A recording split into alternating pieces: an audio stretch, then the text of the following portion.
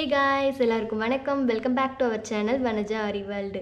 இன்றைக்கி நம்ம சேனலில் என்ன வீடியோ பார்க்க போகிறோம் அப்படிங்கிறது லாஸ்ட் வீடியோலேயே சொல்லியிருப்பேன். இன்றைக்கி நம்ம சேனலில் ஆரி எம்ப்ராய்டரி ஃப்ரேமில் கிளாத்தை எப்படி சுற்றுறோம், அது ஏன் சுற்றுறோம், எதுக்காக சுற்றுறோம் அப்படிங்கிற கம்ப்ளீட் டீட்டெயில்ஸை இந்த வீடியோவில் நம்ம பார்க்க போகிறோம். இந்த வீடியோ பார்க்குறதுக்கு முன்னாடி நீங்கள் ஆரி ஒர்க் பேசிக் மெட்டீரியல்ஸ் என்னென்ன வாங்கணும் அப்படிங்கிற ஒரு ஐடியா இல்லைன்னா லாஸ்ட் வீடியோவை நான் அதை அப்லோட் பண்ணியிருப்பேன். நீங்கள் அந்த வீடியோவை பார்த்துட்டு கூட இந்த வீடியோவை பாருங்கள். அந்த வீடியோட லிங்க் கீழே டிஸ்கிரிப்ஷனில் கொடுக்க, செக் பண்ணி பாருங்கள். உங்களுக்கு நம்ம சேனலில் போடுற வீடியோஸ் பிடிச்சிருந்தா நம்ம சேனலை சப்ஸ்கிரைப் பண்ணி, லைக் பண்ணி, ஷேர் பண்ணி, கமெண்ட் பண்ணுங்கள். ஓகே, இப்போ வாங்க நம்ம வீடியோக்குள்ளே போகலாம். ஃபஸ்ட்டு நம்ம எதுக்காக ஃப்ரேமில் கிளாத் சுற்றுறோம் அப்படின்னு பார்த்தீங்கன்னா 2 ரீசன் இருக்குது. ஒன்று ஃப்ரேமில் உள்ள இந்த மரப்பிசுறு, இந்த மாதிரி குட்டி குட்டி பிசுறாக இருக்கும், தெரியுதா? இந்த மாதிரி குட்டி குட்டி பிசுறாக இருக்கும். இந்த பிசுறெல்லாம் நம்ம கிளாத்தை ரொம்பவே டேமேஜ் பண்ணி விட்டுரும். அந்த டேமேஜை நம்ம அவாய்ட் பண்ணுறதுக்காக தான் நம்ம ஃப்ரேமில் கிளாத் சுற்றுறோம். இன்னொன்று பார்த்தீங்கன்னா ஒரு சில ஃப்ரேம்ஸில் இந்த வுட்டில் உள்ள கலர் அப்படியே கிளாத்தில் பதிஞ்சிரும். இதே டார்க் கலர் கிளாத்தில் கூட அந்தளவுக்கு தெரியாது, பட் லைட் கலர் கிளாத்தில் அப்படியே தெரியும். அது எப்போ தெரியும்னு பார்த்தீங்கன்னா நம்ம எல்லா ஒர்க்கையும் ஃபினிஷ் பண்ணதுக்கப்புறம் அந்த ஃப்ரேம்லேருந்து அந்த கிளாத்தை கலட்டும் தெரியுமா, அந்த டைமில் நமக்கு தெரியும்.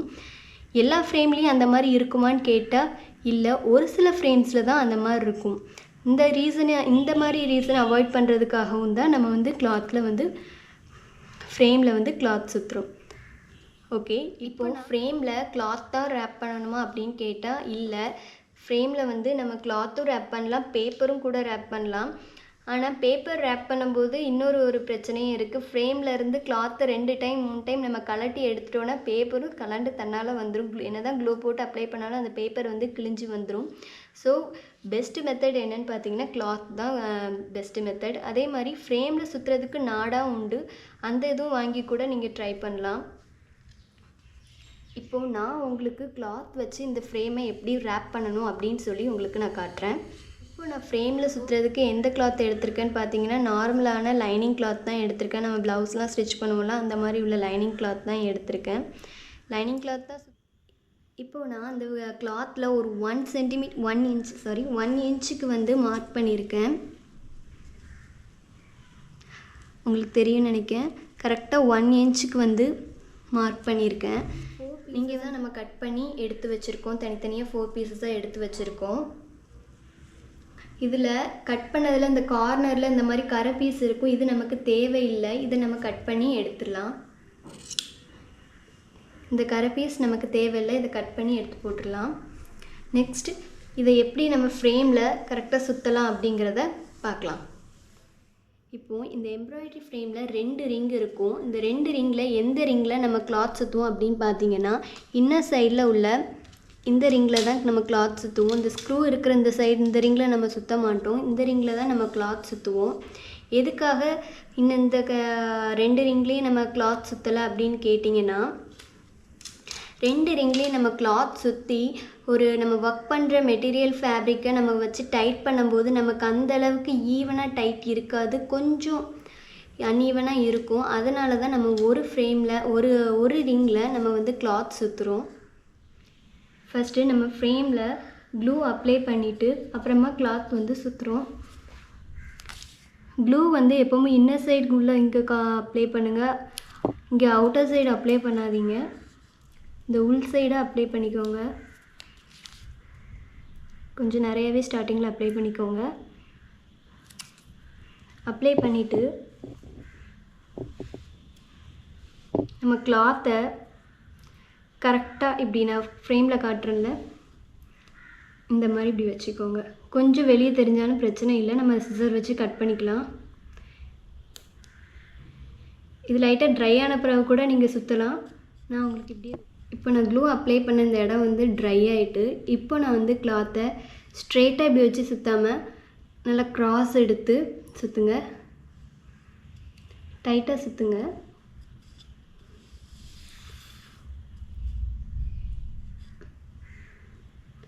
அது மாதிரி கரெக்டாக இதில் இந்த சைடு லைட்டாக தான் ஓவர்லேப் ஆகணும், இப்படி ஓவர்லேப் ஆகக்கூடாது, லைட்டாக ஓவர்லேப் பண்ணி சுற்றுங்க.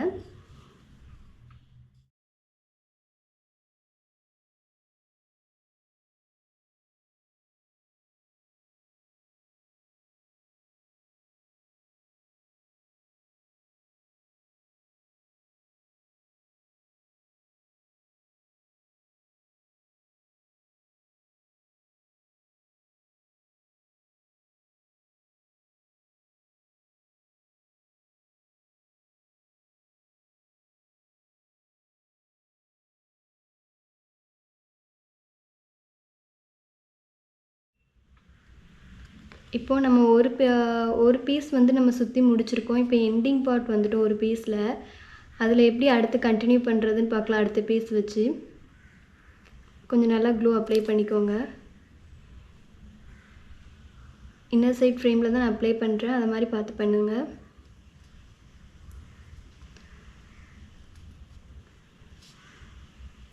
மேலே கிளாத்தை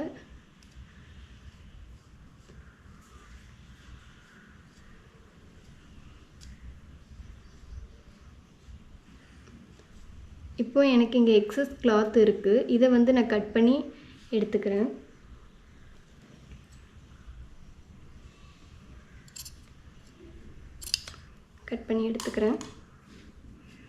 கொஞ்சம் லூஸ் ஆகிட்டு, ஸோ கொஞ்சம் அட்ஜஸ்ட் பண்ணி டைட் வச்சுக்கோ.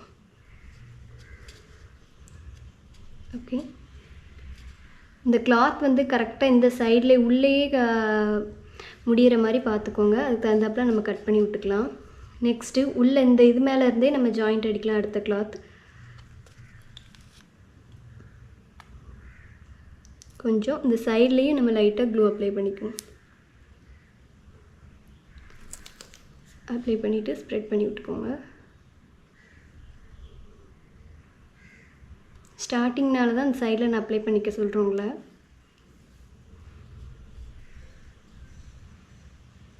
அகெயின் நான் ஃபஸ்ட்டு சொன்ன மாதிரி தான் கிளாத்தை நல்லா க்ராஸில் வைக்கணும். கொஞ்சம் இங்கே எக்ஸ்ட்ரா ஃபேப்ரிக் தெரிஞ்சாலும் பிரச்சனை இல்லை, நம்ம கட் பண்ணி விட்டுக்கலாம். இப்படி வச்சு சேம் அந்த கிளாத் மேலே லைட்டாக ஓவர்லாப் ஆகி வர மாதிரி கொண்டு வரணும். பாருங்க எப்படி இருக்குது. க்ளூ சரியாக எனக்கு ட்ரை ஆனதான் க்ராஸ் வச்சு உங்களுக்கு காட்டுறேன்.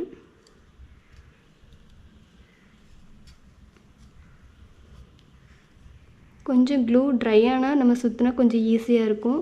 ட்ரை ஆகிறதுக்கு முன்னக்கூட்டியே நம்ம சுற்றுறதுனால அந்த கிளாத் வந்து கொஞ்சம் நவ்ளுது.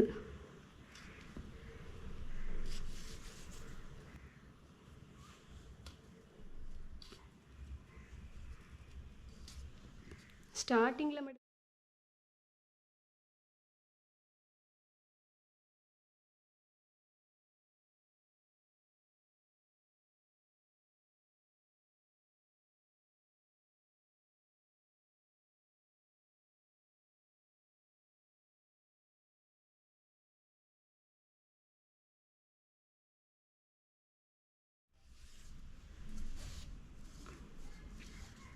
ஓகே, இப்போ நம்ம ஃப்ரேமோட எண்ட் பார்ட்டுக்கிட்ட வந்தாச்சு. இந்த எண்ட் பார்ட்டில் எப்படி ரெண்டையும் ஜாயின் பண்ணி நம்ம க்ளூ அப்ளை பண்ணணுங்கிற பார்க்கலாம்.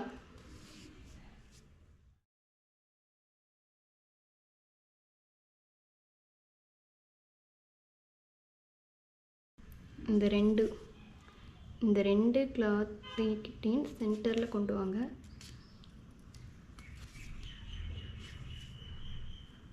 கொண்டு வந்ததுக்கப்புறம் உள்ள க்ளூ அப்ளை பண்ணி ஜாயின் பண்ணிடுங்க.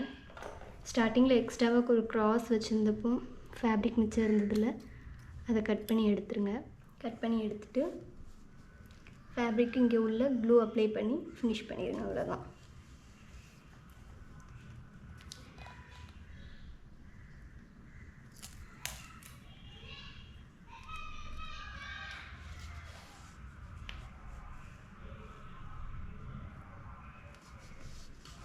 எக்ஸ்ட்ரா இருக்கிற ஃபேப்ரிக்கை கட் பண்ணிடுங்க. ஓகே, இப்போ நீங்கள் ஃப்ரேமில் ஃபுல்லாக கிளாத்தை சுற்றினதுக்கப்புறம் உடனே ஒர்க் பண்ண ஸ்டார்ட் பண்ணிடாதீங்க. அது நல்லாவே ட்ரை ஆகட்டும். அதுக்கப்புறமா ஸ்டார்ட் பண்ணுங்கள். ஒரு 1/2 அன் ஹவர் விட்டிங்கன்னா கூட நல்லா ட்ரை ஆயிரும். அதுக்கப்புறம் நீங்கள் ஸ்டார்ட் பண்ணுங்கள், எந்த ப்ராப்ளமும் இருக்காது. இந்த வீடியோஸில் உங்களுக்கு என்ன டவுட் இருந்தாலும் கீழே கமெண்ட் பாக்ஸில் கமெண்ட் பண்ணுங்கள், நான் கண்டிப்பாக உங்களுக்கு ரிப்ளை பண்ணுவேன். இந்த வீடியோ உங்களுக்கு பிடிச்சிருந்தா நம்ம சேனலை சப்ஸ்கிரைப் பண்ணி லைக் பண்ணி ஷேர் பண்ணுங்கள். ஓகே, நெக்ஸ்ட் நம்ம என்ன வீடியோ பார்ப்போம் அப்படிங்கிறத பார்த்திங்கன்னா ஆரி ஸ்டாண்ட் எப்படி ஃபிக்ஸ் பண்ணணும், எம்ப்ராய்டரி ஃப்ரேமில் எப்படி கிளாத்தை ஃபிக்ஸ் பண்ணுவோம் அப்படிங்கிற வீடியோஸை பற்றி நம்ம நெக்ஸ்ட் வீடியோ பார்க்கலாம்.